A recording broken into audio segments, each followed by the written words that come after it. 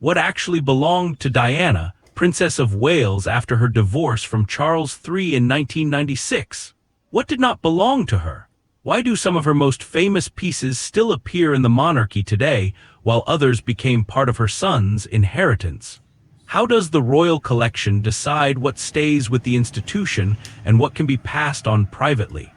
In this video, we will answer all of these questions. By the end, you will understand exactly how royal jewelry ownership works. After the 1996 divorce, one detail shaped everything: ownership. Not all royal jewelry is treated the same. The distinction is very clear. Items Diana personally owned, whether she bought them or was given them, remained with her. Pieces on loan from the royal collection went a different way. They were never private. They were held in trust and returned when her role changed. This system is not unique to Diana.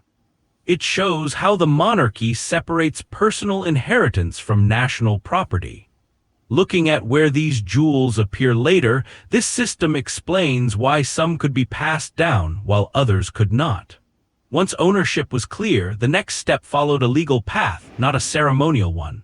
After Diana, Princess of Wales, died in 1997, her estate, including her personal jewelry, was handled through a formal will. This was not symbolic. It was carefully structured and documented. The main beneficiaries were Prince William, Prince of Wales, and Prince Harry, Duke of Sussex. The will intended for both to inherit equally. Because they were still young, trustees managed the estate for them. This meant the items were preserved and not given out immediately. Only jewelry that Diana personally owned was included. Nothing from the royal collection was part of this process. When we see some pieces again later, it is through this private inheritance, not through royal institution loans. If we move from inheritance to history, one piece stands out for how it reflects the system. The Cambridge Lovers' Knot tiara did not start with Diana, Princess of Wales. It dates back to 1913, when Queen Mary commissioned it using diamonds and pearls from her own collection. From the beginning, it was part of a royal framework, not a private item. Over time, the tiara became part of the royal collection. This meant it could be worn but not owned by individual members. Elizabeth II later wore it at official events, keeping it visible for decades.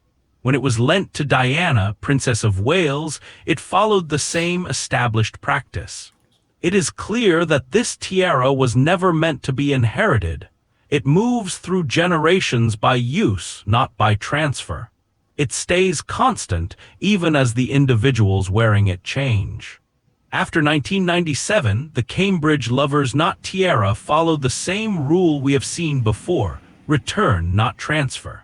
Because it was loaned to Diana, Princess of Wales, it was not part of her estate. Instead, it went back into the royal collection. Ownership stayed with the institution, no matter who wore it. What is interesting is how the tiara appears in public again. Years later, Catherine, Princess of Wales, began wearing it at state events. These appearances are officially documented. The process is the same as before. Access is granted, but the tiara is not transferred. The tiara's status does not change, only the wearer. This pattern shows something important. Royal jewelry like this is not passed along like personal items. It moves through use while staying part of the institution. This explains why some pieces can disappear for a time and then reappear, unchanged in ownership but renewed in presence.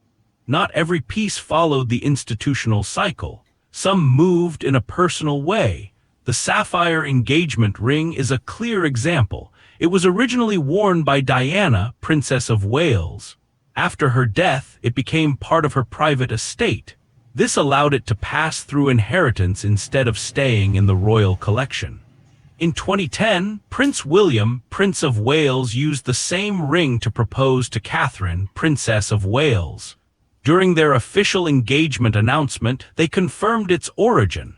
From that moment, the ring appeared in a new context. Catherine has worn it regularly at public events since then.